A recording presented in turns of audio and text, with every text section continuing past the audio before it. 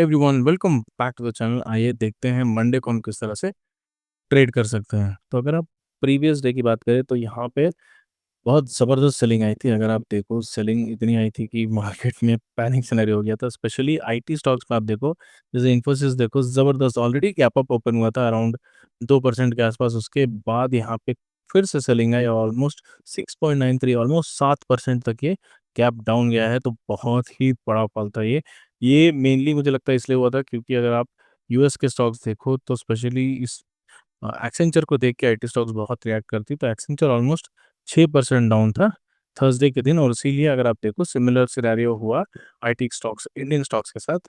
यहाँ पे भी आईटी में बहुत अच्छी सेलिंग हमें देखने को मिली। इवन दो यहाँ पे बैंक निफ्टी में भी सेलिंग आई, लेकिन उतनी नहीं आई जितनी निफ्टी में आई। तो निफ्टी क्योंकि IT is a part of Nifty, not bank Nifty, तो बैंक निफ्टी भी इफेक्ट हुआ था इस एक क्या बोलते हैं इसे, वाइस वर्सा इफेक्ट, क्योंकि यहाँ पे इतनी सेलिंग आ रही थी कि लोग पैनिक करके यहाँ पे बैंकिंग स्टॉक्स भी बहुत ज़्यादा सेल कर रहे थे। तो यहाँ पे क्या हुआ, जितने भी पोर्टफोलियोज थे लोगों के जो उन लोगों ने बना के रखे थे अभी बुल मार्केट पे या फिर डिप में बाई कर रहे थे, वो सब पैनिक करने लगे क्योंकि यहाँ पे इतनी सेलिंग आने लगी और उनको लगा फिर से कहीं पैनिक सेलिंग ना हो जाए। अगर आप मेरा पोर्टफोलियो पे आप देखो, जैसा मैंने दिखाया था प्रीवियस डे, यहाँ पे भी आप देख रहे थे अराउंड 8 to 9 थाउजेंड प्रॉफिट में था, जो ऑलमोस्ट 2 दिन में इतना नेगेटिव में चला गया। I think last what I saw on Friday Wednesday was around 9,000 के आसपास प्रॉफिट था, और धीरे धीरे करके प्रॉफिट नीचे की तरफ स्लाइड होता चला गया और फिर अभी ये -1.2% पे है। तो यहाँ पे ये तो चलता रहेगा। दैट इज़ वाई आई से कि थोड़ा पैसा इन्वेस्ट करते रहिए, जो भी आपको प्रॉफिट होता है उसको साइड करके इन्वेस्ट करते रहिए। थोड़ा स्विंग ट्रेडिंग कीजिए, थोड़ा इन्वेस्टमेंट करिए।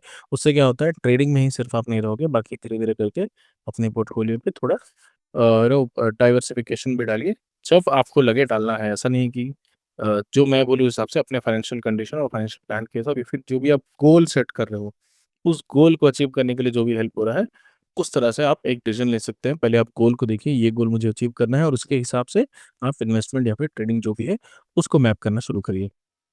तो अब देखते हैं मंडे हम किस तरह से ट्रेड कर सकते हैं। अगर आप देखो बहुत ही अच्छा फॉल आया है यहाँ पे। अगर आप अर्ली चार्ट या फिर डेली चार्ट पे भी देखो, तो यहाँ पे एक आपको लाइन यहाँ पे जाएंगी जो कि हमारा क्लोज है। और अगर हम डेली चार्ट पे जाए तो देखो इस तरह से हमको देखने को मिल रहा है कि यहाँ पे मल्टीपल टाइम्स मार्केट नीचे आया था, सो नॉट मल्टीपल टाइम्स नीचे आया, नीचे आके फिर ये इस तरह का मूवमेंट दिया और यहाँ पे ये ब्रेक करके ऊपर की तरफ निकला है। और यहाँ पे छोटा सा रेजिस्टेंस था, तो 24,000 छोटा सा रेजिस्टेंस है, लेकिन इसका मतलब ये नहीं कि मार्केट नीचे नहीं आ सकता है।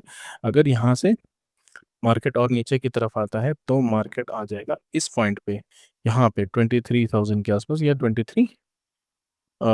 300 के आसपास। तो 700 पॉइंट और स्लाइड होगा अगर यहाँ से नीचे आता। अगर यहाँ से नीचे नहीं आता है और यहाँ से ऊपर की तरफ फिर निकल जाता है, तब ये बहुत अच्छा यहाँ पे ट्रेड हमें देखने को मिलेगा। अगर आप यूएस स्टॉक पे देखो, अगर आप यूएस के इंडेक्स देखो तो वो पॉजिटिव में क्लोज किया हुआ 0.91% पॉजिटिव में हो, लेकिन यहाँ पे कंपैरिजन क्लियरली नहीं कर सकते क्योंकि अगर आप देखो यहाँ पे S&P 500 जो है वो अभी फिलहाल ऑल टाइम हाई पे चल रहा है, जबकि निफ्टी यहाँ पे ऑल टाइम हाई नहीं चल रही, अपने हाई से बहुत दूर चल रही है।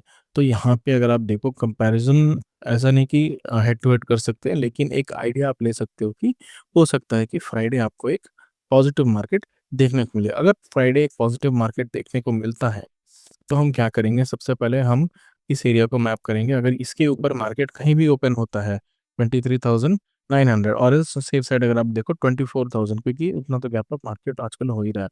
तो 24,000 के जहाँ भी ओपन हो रहा है हम क्या करेंगे, 23,850, ये 200 पॉइंट का हम स्टॉप लॉस लेंगे और हम एक अच्छा स्विंग ले सकते हैं। यहाँ से हो सकता है कि मार्केट यहाँ से एक अच्छा स्विंग ले, which is around long position. अगर आप देखो 24 के आसपास अगर बाई करते हो तो यहाँ पे देर इज समवेयर अराउंड 0.7%। तो आप यहाँ पे इसका 1:3 ratio, which is around 24,500, 500-600 point का आप आराम से यहाँ पे एक ट्रेड इनिशिएट कर सकते हो। ये फ्यूचर्स पे कर सकते हो या फिर आप चाहो तो निफ्टी 20 में बाय कर सकते हो। यहाँ पे बहुत अच्छी अपॉर्चुनिटी होगी आपको बाई करने के लिए।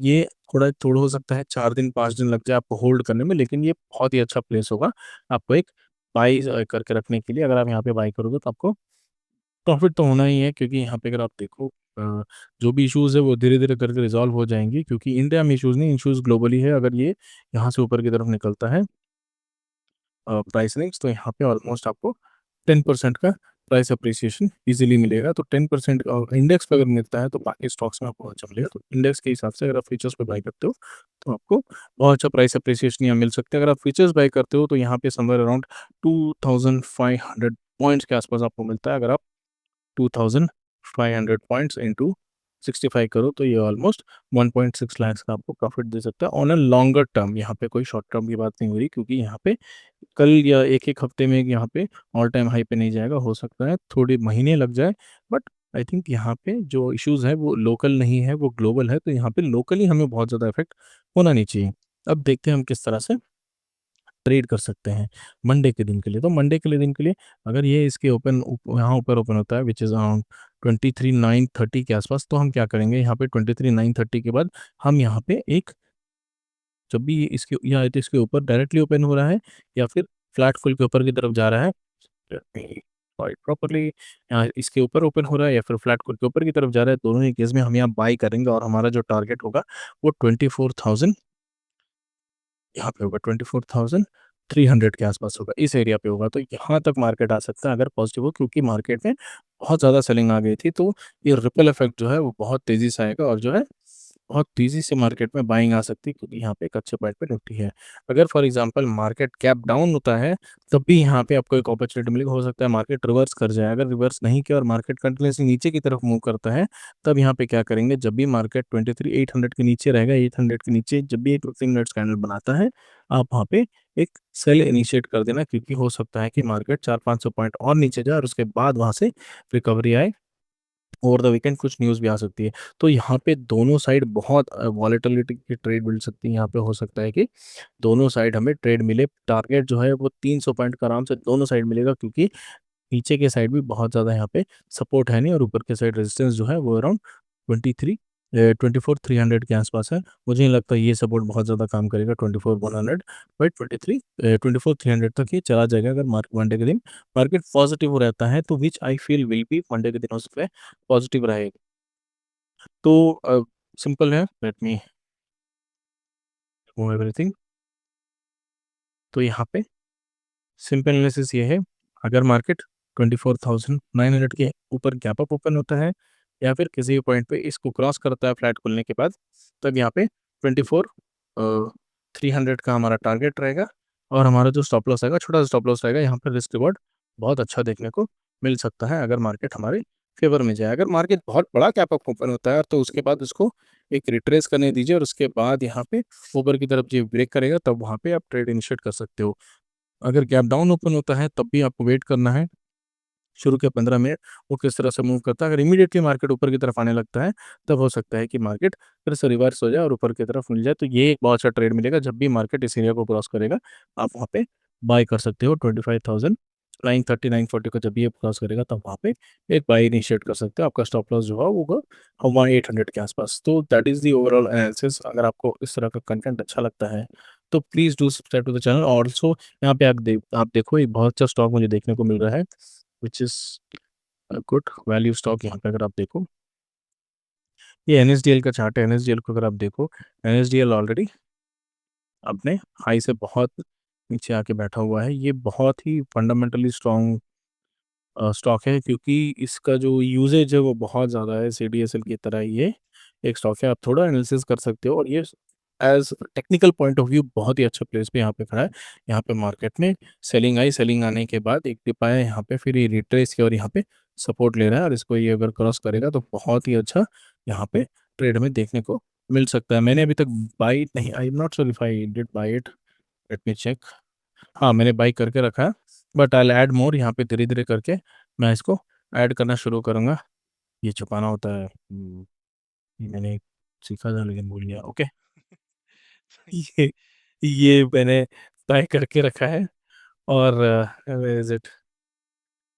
तो आप इसको बाय कर सकते हो और यहाँ पे आप यहाँ पे धीरे-धीरे करके इसको ट्रैक कर सकते हो और इसका टारगेट जो है वो बहुत अच्छा टारगेट है। अगर आप देखो 1100 के आसपास है, तो यहाँ पे अगर यहाँ पे मार्केट रिवर्स करता है तो ऑलमोस्ट 30% का टारगेट इसमें इजीली अचीव होता है। उसके बाद आप इन फ्यूचर अगर होल्ड करें तो कर सकते हो, वरना यहाँ पे आप टारगेट बुक कर सकते हो। अर्बन क्रैप मैंने ऑलरेडी बताया था उस दिन, बट तो there is one more stock which I have added which is NSDL. तो एनएसडीएल को आप अगर चाहो तो एक बार एनालिसिस कर सकते हो। तो that is all for the video. अगर आपको इस तरह का कंटेंट अच्छा लगता है तो please do subscribe to the channel. Thank you.